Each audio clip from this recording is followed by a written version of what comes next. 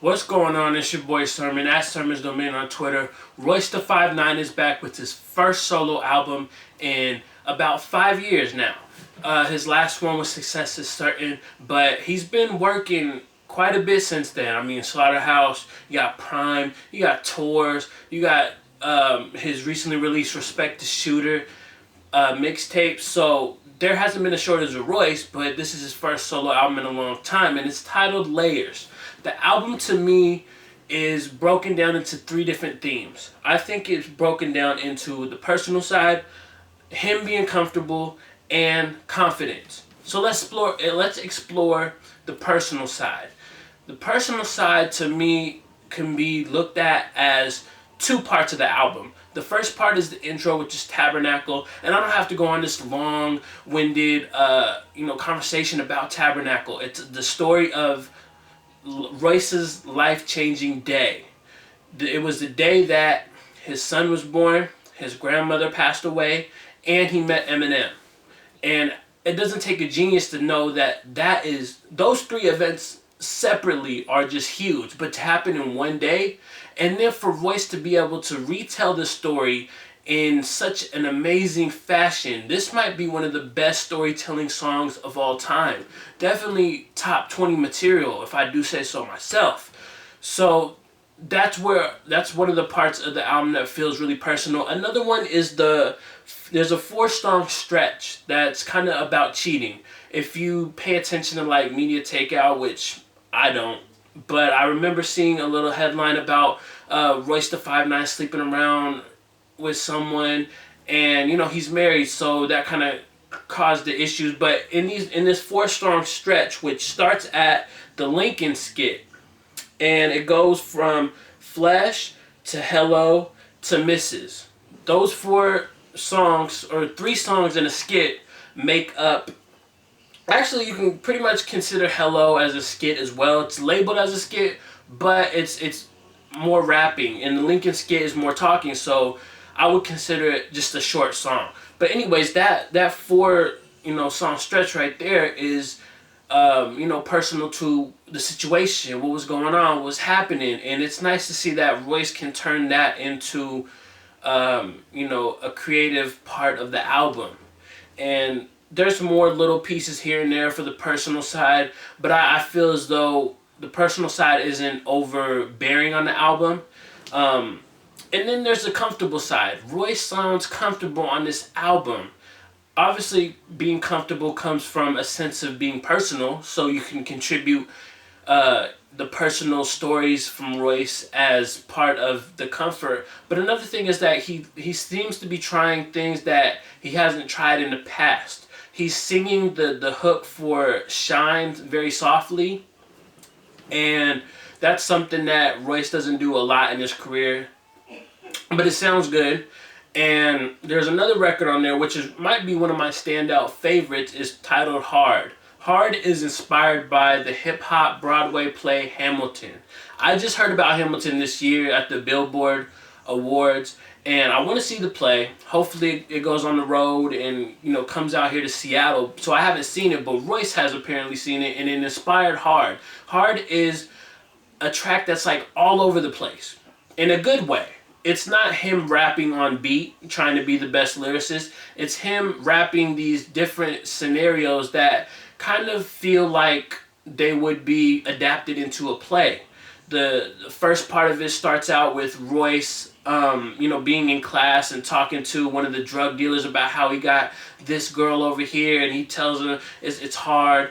And then later in the song, he's in the classroom talking to a room full of kids. I guess for a career day. And these are scenarios that could easily be adapted into a play or a video form. I think I just kind of expecting Hard to become a video at some point.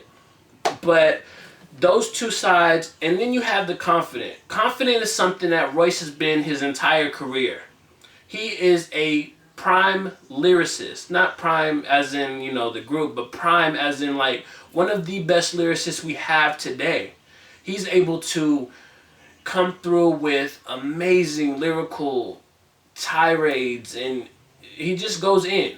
So I don't really feel like I have to explain like the lyricism. If you're listening to Royce the 5'9" for the first time, you're gonna be blown away by the lyrics. If you're not listening to him for the first time and you've been a fan for years, then you're still gonna be blown away by the lyrics. And I think this album more so than anything, Layers honestly might be one of his best albums, if not the best album.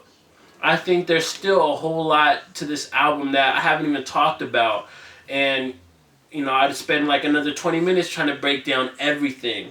Another thing that I saw on the album was like the underline of it is kind of like an ode to hip hop. Throughout the album, he kind of salutes different artists in different ways, ranging from Questlove to DJ Quick, Wale, Ice Cube, and many more. So I thought that was kind of cool just to identify those names and how he's saluting them. Scarface as well.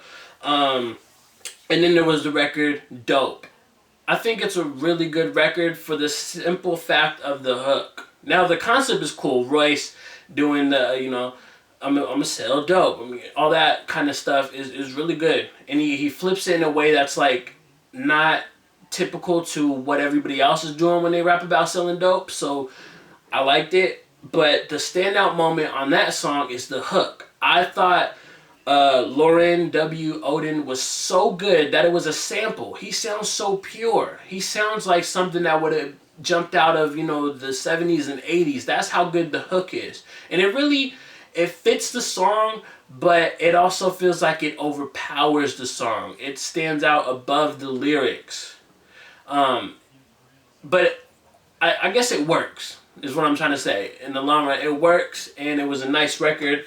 The other song that I really wanted to talk about was the title track, Layers, featuring Pusha T, Rick Ross, and produced by Mr. Porter, who is the executive producer. So there's quite a bit of Mr. Porter production on the album.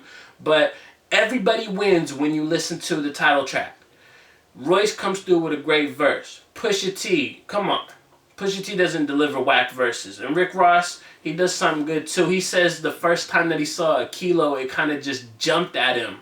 Or I'm trying to think of the actual line. It like bonded with him. And when I heard that, I was like thinking of like Eddie Brock and Venom, and thinking how cool it would be to see a mashup of Rick Ross as Venom. I know it's crazy, whatever. But ultimately, Royce the 5'9's Layers is a great album. Honestly, he doesn't even have to release his second album. The Book of Ryan, he can keep that until 2017. I'll be listening to this for the rest of the year. And he doesn't need to rush another album. I think this is one of his best albums, like I said earlier. And I hope it gets the type of attention it deserves. I think Tabernacle really picked up and turned a lot of heads. Just the fact that he was telling that story. So hopefully, April 15th, everyone gives it a listen, picks it up, supports it. And once you listen to Layers, let me know what you think about it in the comment section below. And then like the video, subscribe to the channel if you're not already, share the video. Follow me on Twitter @SermonsDomain. And as always, thank you for your time. I appreciate you for watching. And until next time, peace.